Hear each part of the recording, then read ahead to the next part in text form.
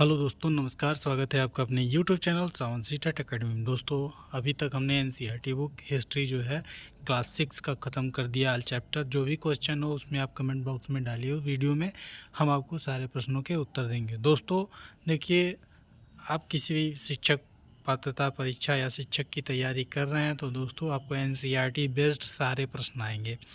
तो दोस्तों आज मैं पहला चैप्टर जो है क्लास 7 का शुरू करने जा रहा हूँ। 1000 वर्षों के दौरान हुए परिवर्तनों की पड़ताल। ठीक है दोस्तों। तो दोस्तों चलिए अभी हम आपको बता दें, मानचित्र 1 और 2 पर नज़र डालिए। देख लीजिए आप एक बार ध्यान से दोस्तों। ठीक है, अब इसमें दिया हुआ है 12वीं सदी के भूगोल वक्ता अल इद्रिसी का बनाया हुआ दुनिया का नक्शे का एक हिस्सा, जिसमें भारतीय उपमहाद्वीप दिखाया गया है। ठीक, भारतीय उपमहाद्वीप दिखाया गया है जो कि इन्होंने बनाया है। कौन? इनका क्या नाम था दोस्तों? इनका नाम अल इद्रिसी। ठीक है, चलिए। मांझे 1 अरब भूगोल वक्ताओं अल इद्रिसी ने 1154 में बनाया था। ठीक, यहाँ जो नक्शा दिया गया उसके द्वारा बनाया गया दुनिया के बड़े मानचित्र का एक हिस्सा है और भारतीय उपमहाद्वीप को दर्शाता है। मानचित्र 2, ठीक है, ये मानचित्र 2 है। ध्यान से देखिए आप लोग, यहाँ भारत आपको नज़र आ रहा होगा। ठीक है, चलिए। मानचित्र 2 एक फ्रांसीसी मानचित्रकार जो 1720 में बनाया था। दोनों नक्शे में एक ही इलाके के हैं मगर उसमें काफ़ी अंतर है। अल इद्रिसी के नक्शे में दक्षिण भारत उस जगह है जहां हम आज उत्तर भारत ढूंढेंगे तथा श्रीलंका का द्वीप ऊपर की तरफ। जगहों के नाम अरबी, ठीक है, में दिए गए हैं और उनमें से कुछ जाने पहचाने भी नाम हैं, जैसे कि उत्तर प्रदेश का कन्नौज मानचित्र 2 में पहले मानचित्र के बनने के लगभग 600 वर्ष बाद बनाया गया। इस कालावधि में उपमहाद्वीप के बारे में सूचनाएं काफ़ी बदल गई थी। यह नक्शा हमें ज़्यादा परिचित लगेगा। उसमें विशेषकर तटीय इलाकों के बारीक ब्यौरों को देखकर आश्चर्य होता है कि यूरोप में नाविक तथा व्यापारी अपनी समुद्र यात्रा के लिए इस नक्शे का इस्तेमाल किया करते थे। ठीक है दोस्तों।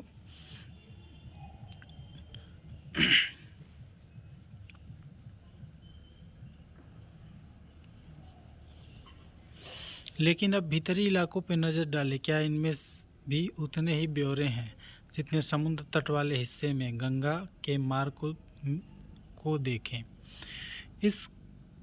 इसे किसी तरह से दर्शाया गया है कि मानचित्र तटीय और भीतरी इलाकों के बीच ब्यौरों की बारीकी की जो अंतर है, आपके ख्याल से उसका कारण क्या है? ठीक, देखिए दोस्तों, इतनी ही महत्वपूर्ण एक और बात यह है कि युग के मानचित्र अंकन का विज्ञान भी बहुत बदल गया था। इतिहासकार जब बीते युगों के दस्तावेजों, नक्शों और लेखों का अध्ययन करते हैं तो उन सूचनाओं के संदर्भों को भिन्न भिन्न ऐतिहासिक पृष्ठभूमियों का ध्यान रखना जरूरी होता है। नई और पुरानी शब्दावली अगर समय के साथ सूचनाओं के संदर्भ में बदलते हैं तो भाषा और अर्थों के साथ क्या होता है? ऐतिहासिक अभिलेख कई तरह के भाषाओं से मिलते हैं और ये भाषा भी समय के साथ बहुत बदलती हैं। उदाहरण के लिए मध्य युग की फारसी या आधुनिक फारसी भाषा में भिन्न है। यह भिन्नता सिर्फ व्याकरण और शब्द भंडार में ही नहीं आती है, समय के साथ शब्दों का अर्थ भी बदल जाते हैं। उदाहरण के लिए हिंदुस्तान शब्द ही लीजिए, आज हम इसे आधुनिक राष्ट्र राज्य भारत के अर्थ में लेते हैं।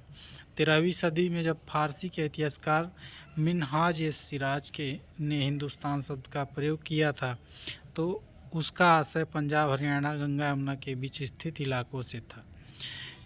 उनसे इस शब्द का राजनीतिक अर्थ में इलाकों में के लिए इस्तेमाल किया गया जो दिल्ली के सुल्तान के अधिकार क्षेत्र में आते थे। सल्तनत के प्रसार के साथ साथ शब्द के अंतर्गत आने वाले क्षेत्र भी बढ़ते गए, लेकिन हिंदुस्तान शब्द में दक्षिण भारत का समावेश कभी नहीं हुआ। इसके विपरीत 16वीं सदी में के आरंभ में बाबर ने हिंदुस्तान शब्द का प्रयोग इस उपमहाद्वीप के भूगोल, पशु पक्षियों और यहाँ के निवासियों की संस्कृति का वर्णन करने के लिए किया। यहाँ प्रयोग 14वीं सदी के कवि अमीर खुसरो द्वारा प्रयुक्त शब्द हिंद के कुछ समान था, मगर जहाँ भारत को एक भौगोलिक और सांस्कृतिक सत्व के रूप में पहचाना जा रहा था, वहाँ हिंदुस्तान शब्द से वे राजनीतिक और राष्ट्रीय अर्थ नहीं जुड़े थे जो हम आज जोड़ते हैं। किसी भी शब्द का प्रयोग करने में इतिहासकारों का बहुत बड़ा सावधान रहना चाहिए, क्योंकि अतीत में उन शब्दों का कुछ अलग ही अर्थ थे। उदाहरण के लिए विदेशी, जैसे सीधा साधा शब्द ही लीजिए, हमारे युग के आज का अर्थ ऐसा व्यक्ति जो भारतीय न हो। ठीक है।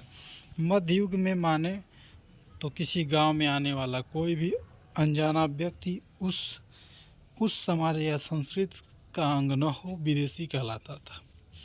ऐसा व्यक्ति को हिंदी में परदेशी और फारसी में अजनबी कहा जा सकता था। इसलिए किसी नगरवासी के लिए वनवासी विदेशी होता था, किंतु एक ही गांव में रहने वाले दो किसान अलग अलग धार्मिक या जाति परंपराओं से जुड़े होने के भी एक दूसरे के लिए विदेशी नहीं थे। इतिहासकार और उनके स्रोत इतिहास से किसी युग का अध्ययन करते हैं और उनकी खोज की प्रकृति क्या है इसके लिए देखते अलग अलग तरह से स्रोतों का सहारा लेते हैं। उदाहरण के लिए पिछले साल अपने गुप्त वंश और के शासकों को हर्षवर्धन के बारे में पढ़ा था।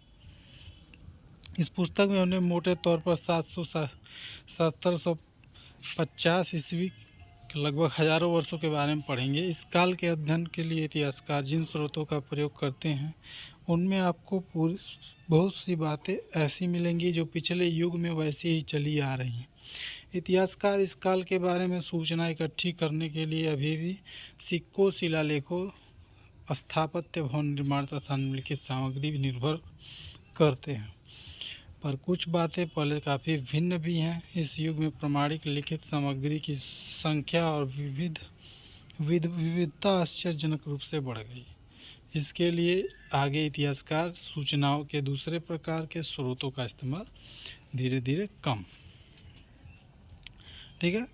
कागज़ का मूल्य, इन दो प्रसंगों की तुलना कीजिए। 13वीं सदी में मध्य में एक विद्वान एक पुस्तक की प्रतिलिपि की ज़रूरत पड़ी। उसके पास उतना कागज़ नहीं था, इसलिए उसने एक ऐसी पांडुलिपि को धो डाला जिसकी उसे ज़रूरत नहीं थी और उसके कागज़ को सुखाकर उसका इस्तेमाल कर लिया। एक सदी के बाद अगर आप बाज़ार में कोई खाद्य पदार्थ खरीदते हो तो हो सकता है आपकी किस्मत अच्छी हो और दुकानदार वह वस्तु कागज़ में लपेट कर देता है। तो कागज़ कब अधिक महंगा था और कब आसानी से उपलब्ध था, 13वीं शताब्दी या 14वीं शताब्दी? एक बार सोच के देखिए। ठीक है दोस्तों। तो यहाँ पे अभी हमने पढ़ा कि इस्तेमाल धीरे धीरे कम करने लगा।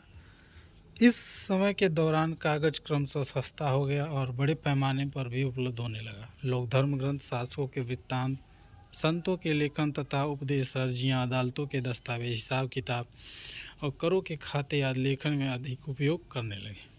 धनी व्यक्ति, शासक, जन, मठ तथा मंदिर पांडुलिपि एकत्रित किया करते थे। इन पांडुलिपियों को पुस्तकालयों तथा अभिलेखागारों में रखा जाता था और इन पांडुलिपियों तथा दस्तावेजों के इतिहासकारों को बहुत सारी वृत्तांत जानकारी या विस्तृत जानकारी मिलती है, मगर साथ ही अमीन उपयोग कठिन है।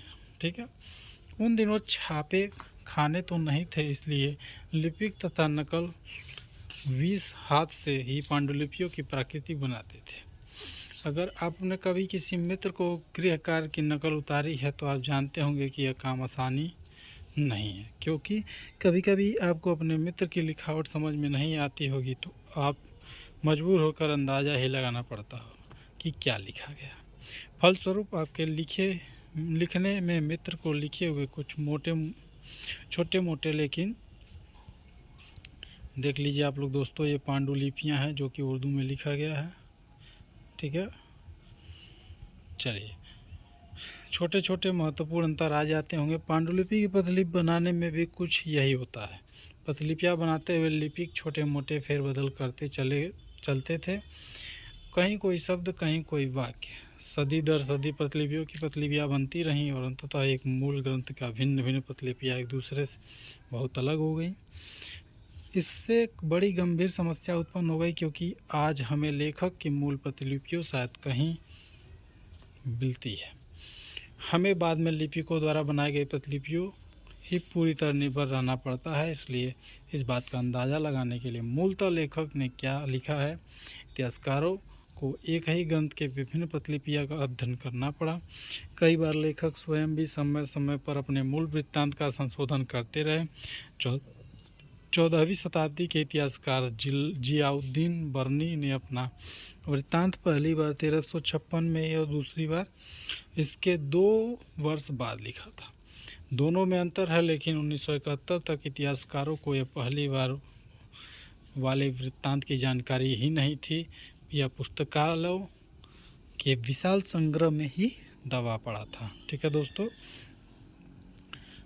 तो दोस्तों ये आपका पहला पार्ट हो गया। मैं कल जो है दूसरा पार्ट आपको दे दूंगा नए सामाजिक और राजनीतिक समूह का। ठीक है, तो दोस्तों आप में अगर इसमें कुछ समझ में ना आता हो तो वो एक बार जो है आप बताइए, मैं उस प्रश्नों को जो है उत्तर सटीक देने का प्रयास करूंगा। ठीक है दोस्तों, चलिए मिलते हैं अगले वीडियो में, तब तक के लिए जय हिंद दोस्तों।